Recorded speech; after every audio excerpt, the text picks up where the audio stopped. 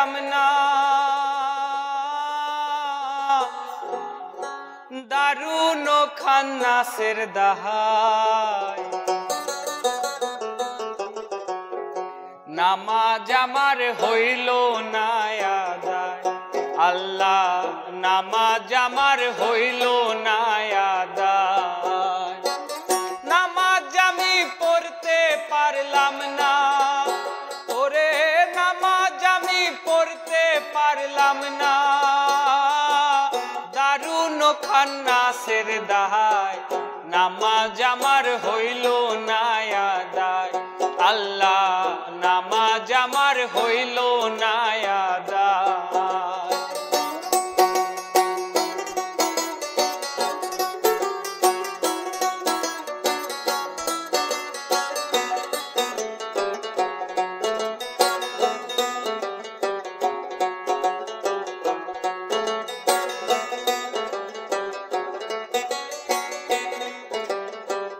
ফজরের নামাজের কালে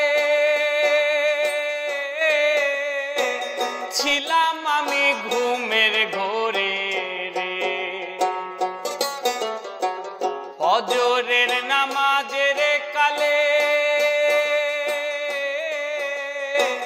ছিলাম আমি ঘুমের ঘোরে রে। জোহর গেল আইতে যাইতে, ওরে জোহর গেল আইতে যাইতে, আসর গেল কামের দাহাই। নামাজ আমার হইল না আদায়, আল্লাহ নামাজ আমার হইল না আদায়।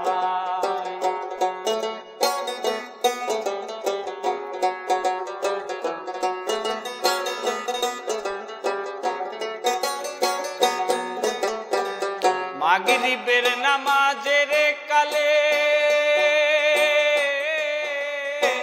ছিলাম আমি গোয়াল ঘরে রে,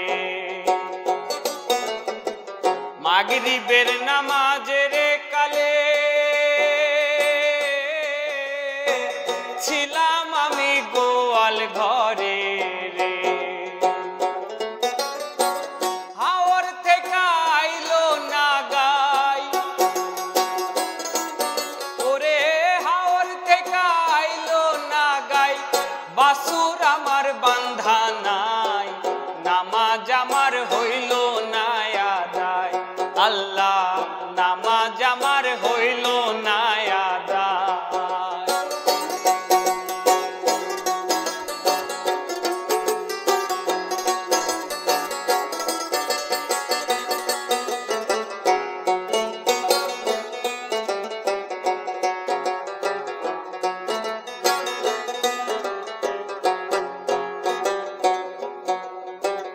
এশারো নামাজের কালে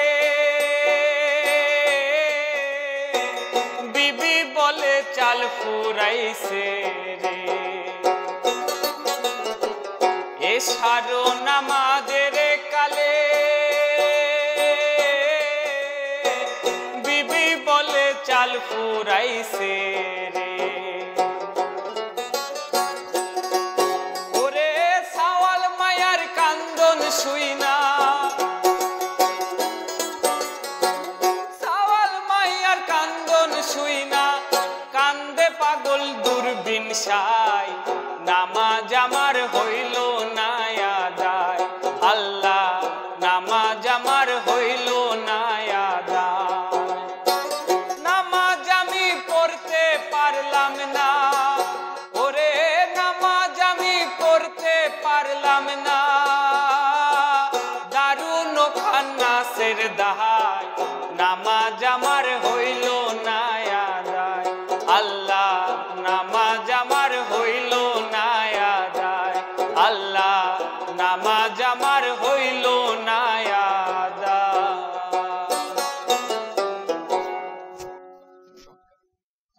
দর্শক সবাইকে স্বাগত জানাচ্ছি আমাদের নিয়মিত আয়োজন নবারুণে।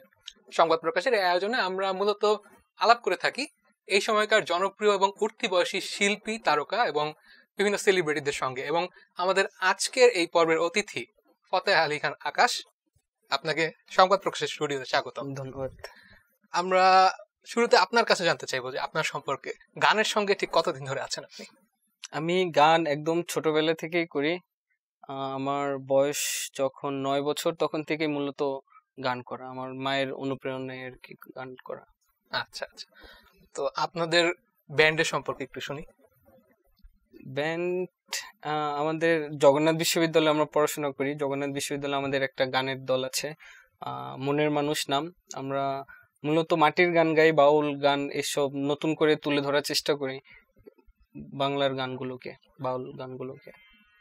এই মুহূর্তে কতজন আছেন আপনাদের দলে? এই মুহূর্তে আমার গানের দলে 7 জন আছে আর কি।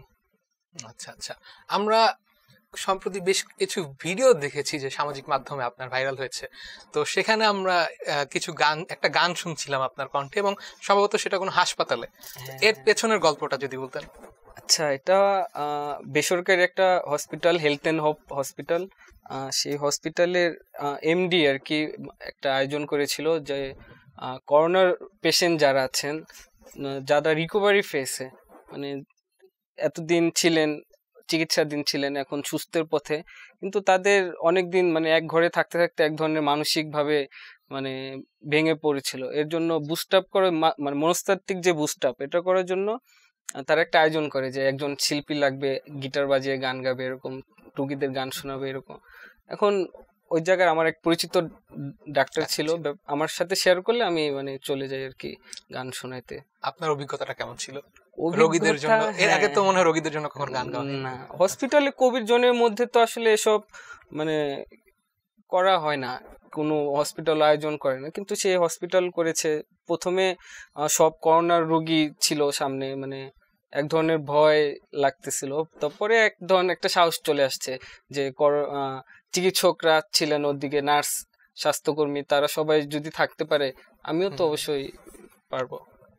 রোগীদের অনুভূতি কিরকম ছিল? হ্যাঁ, রোগীদের অনুভূতি অনেক ভালো ছিল। তারা আমার গান শুনে, মানে এতদিন এক ঘরের মধ্যে ছিল, এখন তারা মানে আমার গান শুনে কেউ মাথা নাড়িয়েছে, কেউ পা দুলিয়েছে, মানে একসাথে আমার সাথে সাথে গাওয়ার চেষ্টা করেছে। এটা মানে অনেক ভালো একটা পাওয়া, বড় একটা পাওয়া।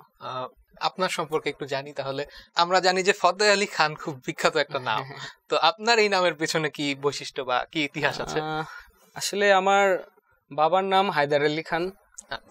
সে মানে ইতিহাস মানে প্রিয় এক মানুষ, মানে বিভিন্ন সম্রাট টম্রাট ইতিহাস এরকম, মানে সে লেখক মানুষ, তো বই লিখতো।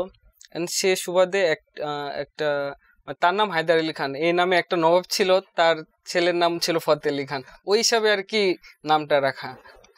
আচ্ছা আচ্ছা, আমাদের মনে হয় যে এই নামের পেছনে একটা গানের একটা ভূমিকাও থাকতে পারে, হয়তো এই নামের কারণে হয়তো এই পথে আসা, এরকম কিছু কি হয়েছে কখনো? এরকম আসলে চলার পথে পথে দেখি মানে অটোমেটিক মানে মিলে গেছে। আচ্ছা আচ্ছা, তো আপনার বর্তমানে কি করছেন, পড়াশোনা করছেন? বর্তমানে পড়াশোনা করছি জগন্নাথ বিশ্ববিদ্যালয়ে। আচ্ছা, অনার্স আমার কমপ্লিট হয়েছে, মাস্টার্স করছি আর কি। আচ্ছা, গানের পেছনে অনুপ্রেরণা কার বেশি, বা সব থেকে বেশি অনুপ্রেরণা হলো আমার মার। তার অনেক ইচ্ছে ছিল যে মানে সে গান শিখবে, কিন্তু অনেক তাড়াতাড়ি বিয়ে হয়ে গেছে তার, কিন্তু সে মানে কিছু শিখতে পারেনি। তার ইচ্ছে ছিল তার ছেলেকে দিয়ে তার স্বপ্নগুলো পূরণ করবে। তখন আমি যখন মানে হারমোনিয়াম নাগাল পেতাম না, তখন থেকেই মানে আমার গান শিখায় কি, অনেক দূরে দূরে যে আমার মানে বিভিন্ন প্রোগ্রামে সে নিয়ে যেত, এরকম মানে মূলত মার অনুপ্রেরণায় আর কি গান করা। আচ্ছা আচ্ছা, এখন তারা আপনার এই ক্যারিয়ার নিয়ে কি সন্তুষ্ট, বা কোন দিকে আপনাকে বেশি অনুপ্রেরণা দেয়, গানের দিকে নাকি পড়াশোনার দিকে? যেহেতু সঙ্গীত বিভাগে পড়ছি, আর মূলত একটা কথা হলো আমার মানে মা মারা গেছেন 1.5 বছর হলো, মানে সে এত কিছু আর কি দেখে যেতে পারেনি আর কি, মানে আমার মানে বিভিন্ন টিভিতে শো বা বড় বড় প্রোগ্রাম এগুলো দেখে যেতে পারেনি। আপনার বাবা নিশ্চয়ই দেখছেন? হ্যাঁ, ওনার কি অভিজ্ঞতা বা কি অনুভূতি? হ্যাঁ, উনি তো মানে অনেক খুশি, মানে তারও অনেক সাপোর্ট ছিল, সেও গান টান করতো ছোটবেলায়, আমরা একসাথে বাসায় গান করি, মানে মোটামুটি একটা সাংগীতিক পরিবেশের মধ্যেই। আমরা যন্ত্রের কথা শুনছিলাম, হারমোনিয়ামের কথা বলছিলেন। যন্ত্র, আপনার পছন্দের যন্ত্র কোনটা? আমার পছন্দের যন্ত্র যে এটাই, ব্যাঞ্জো। ব্যাঞ্জো, আচ্ছা আচ্ছা। আর এটা ছাড়া আর কি কি বাজাতে পারেন? এটা ছাড়া বিভিন্ন স্ট্রিংস জাতীয় যন্ত্র আছে, ঢোল, তবলা, হারমোনিয়াম, মানে মোটামুটি সব ধরনের, মানে যেটা হাতে নেই ওটাই মানে হয়ে যায় আর কি। আচ্ছা আচ্ছা। আপনি অনুষ্ঠান শুরুর আগে বলছিলেন মনে হয় আপনি কতটা বাজাতে পারেন? 14-15টা যন্ত্র বাজাতে পারেন। বাহ, খুব সুন্দর। আচ্ছা, আমরা আবার আপনার ব্যান্ডের কথায় ফিরে আসি। মনের মানুষ আপনাদের ব্যান্ড। তো আপনাদের এই মুহূর্তে কি কি পরিকল্পনা হাতে রয়েছে? মনের মানুষ নিয়ে আমাদের অনেকগুলো মৌলিক গান শেষ হয়েছে, এখন এগুলো রেকর্ডিং করে বা একটা অ্যালবাম বের করার একটা পরিকল্পনা আছে। আচ্ছা আচ্ছা। আর এখন তো মনে হয় বিশ্ববিদ্যালয় বন্ধ করার কারণে তো গানে মনে হয় একটু বেশি সময় দিতে পারছেন নিজে ব্যক্তিগতভাবে? গান তো মানে বিশ্ববিদ্যালয় যখন খোলা ছিল তখনও গানের সময়, আপনার যেহেতু সঙ্গীত বিভাগ, গানে নিয়ে থাকতে হচ্ছে সবসময়, তো ব্যান্ডের অন্যান্য সদস্যরা কিভাবে যুক্ত হলো আপনার সঙ্গে? আমরা জগন্নাথ বিশ্ববিদ্যালয়ে আড্ডা দিতে দিতে আর কি, আড্ডার ছলে একটা গানের দল করা, তারপর এক এক করে মানে সবাই আসলো, গিটারিস্ট আসলো, তারপর ভায়োলিন বাদক বা খমক বাদক, এক করে সবাই আর কি অ্যাড হলো আমাদের সাথে। এই যে মনের মানুষ নামটা কিভাবে আসলো? মনের মানুষ মানে আমাদের ব্যান্ডের নাম তো মনের মানুষ। এখন যেহেতু আমরা বাউল গান করি, মানুষের মনের গান করি, মানে ওইভাবে একটা মানুষের মনের সাথে কানেক্টেড হওয়ার জন্য আর কি, এই আর কি নাম মনের মানুষ।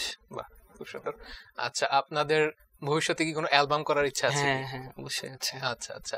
তো এখন বর্তমানে কি কোনো শো করছেন কোথাও, বা সামনে আমরা আবার কোথাও দেখতে পাবো কি? হ্যাঁ, অবশ্যই বিভিন্ন জায়গা থেকে মানে বলছে, এবং সামনে মানে প্রোগ্রাম হবে অনেক। আচ্ছা, আমরা শুনেছি যে ক্যাম্পাসে আপনাদের খুব জনপ্রিয়তা, তো নিজের ক্যাম্পাসে গান গাওয়ার অভিজ্ঞতা বা কোনো মজার কোনো অভিজ্ঞতা কি আছে? আমরা মানে প্রায় যেদিন ফ্রি থাকি, মানে কোনো কাজ না থাকি, সেদিন ক্যাম্পাসে চলে যাই আমার সাথে, মানে ঢোল তবলা সবকিছু নিয়ে ক্যাম্পাসে যাই আর কি, আড্ডা দিই, গান করি, প্র্যাকটিস করি। মূলত আমাদের প্র্যাকটিসটাই করি আমরা জগন্নাথ বিশ্ববিদ্যালয়ে, আমাদের ক্যাম্পাসের মধ্যেই প্র্যাকটিস করি সবাই মিলে। আচ্ছা, কোনো মজার কি কোনো অভিজ্ঞতা হয়েছে কখনো ক্যাম্পাসে গান গাইতে গিয়ে সবার একসঙ্গে? বা হ্যাঁ, এটা অনেক রকমের অভিজ্ঞতা আছে, মানে কারণ মানে আমাদের সবাই শুনতে আসে গান, কাউকে আমরা মানে সেই 4 ব্যাচ সিনিয়র হোক বা 4 ব্যাচ জুনিয়র হোক, সবাই মানে গান টান শুনতে আসে, সবাই মানে মজা টজা করে, ভালোই লাগে। তো এমনকি আমাদের বিশ্ববিদ্যালয়ের যে প্রশাসন, তারাও পছন্দ করে আর কি আমাদের গান। আচ্ছা, বিশ্ববিদ্যালয়ে কি গানের জন্য কোনো স্যাররা বেশি মার্কস দেয়? কখনো এরকম হয় না? আচ্ছা, তো গানের বিষয়ে আলাপ করছিলাম আপনার, তাহলে আপনার ক্যারিয়ার নিয়ে একটু আলাপ করি। আপনার ভবিষ্যতের ক্যারিয়ার ভাবনা কি? গান নিয়ে থাকতে চান? হ্যাঁ, যেহেতু সঙ্গীত নিয়ে পড়াশোনা করছি, সঙ্গীত তো আমার একদম মানে রক্তে মিশে গেছে, তো চেষ্টা করব মানে গান নিয়েই কিছু একটা করার। আচ্ছা, আমরা অনেক আলাপ করলাম, প্রায় অনুষ্ঠানের শেষ পর্যায়ে চলে এসেছি বলতে গেলে। আমরা একটি গান দিয়ে শেষ করি না হয়? হ্যাঁ, কোন গানটা শুনবো? আমি আমার নিজের লেখা একটা গান করি, পাগল পাগল সবাই পাগল, আসল পাগল কোন জানা, এই গানটার টাইটেল। শোনা যাক।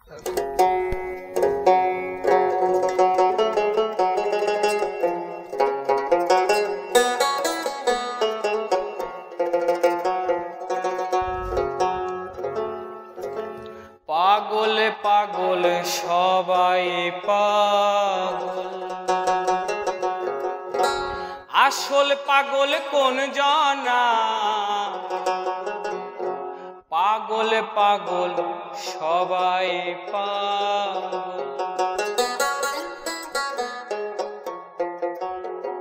পাগল পাগল সবাই পাগল, আসল পাগল কোন জানা, পাগল পাগল সবাই পাগল, ভাবের পাগল কোন জানা, পাগল পাগল সবাই পাগল।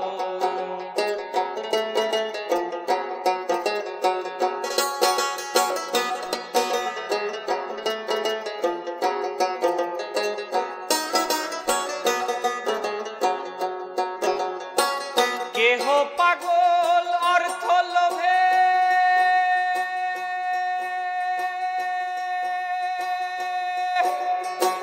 কেহ পাগল তার স্বভাবে, কেহ পাগল অর্থ লোভে,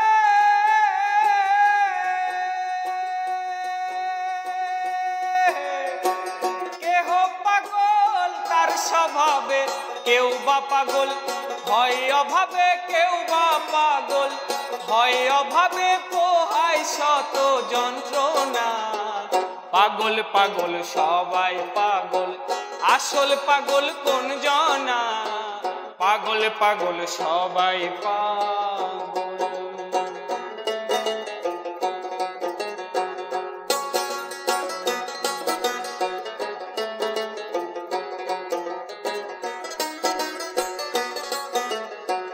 কেহ পাগল রঙ্গ রসে,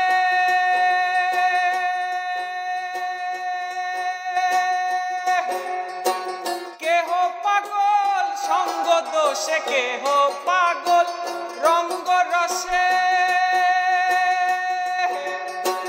কেহ পাগল সঙ্গ দোষে। কেউ হয় পাগল রিপুর বসে, কেউ হয় পাগল রিপুর বসে। পাগল মন তার বুঝলো না। পাগল পাগল সবাই পাগল, আসল পাগল কোন জনা? পাগল পাগল সবাই পাগল।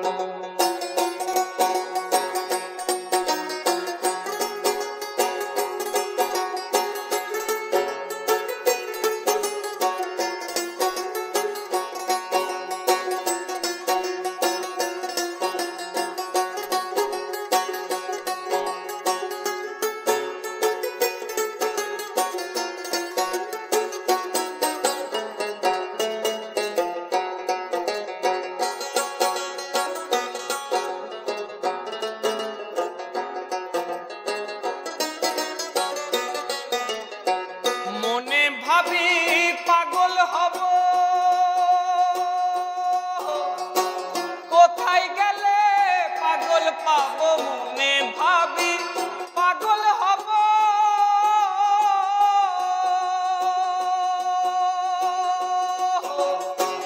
কোথায় গেলে পাগল পাবো?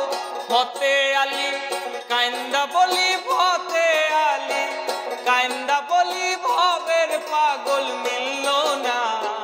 পাগল পাগল সবাই পাগল, আসল পাগল কোন জনা? পাগল পাগল সবাই পাগল, ভাবের পাগল কোন জনা?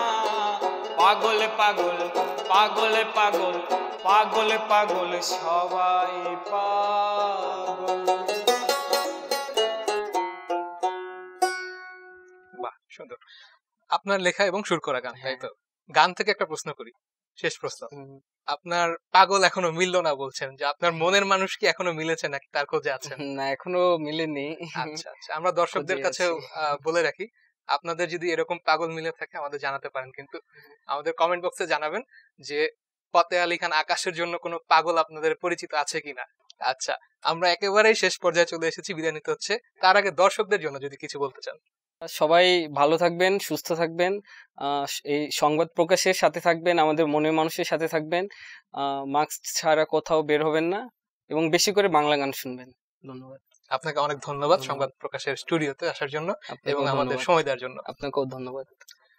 আমাদের শেষ করতে হচ্ছে। দর্শক, আপনারা আমাদের সঙ্গেই থাকবেন। আবার নতুন কোনো আয়োজন নিয়ে আমরা ফিরে আসবো, নতুন কোনো অতিথির সঙ্গে। সেই পর্যন্ত সবাই ভালো থাকবেন, সুস্থ থাকবেন। আল্লাহ হাফিজ।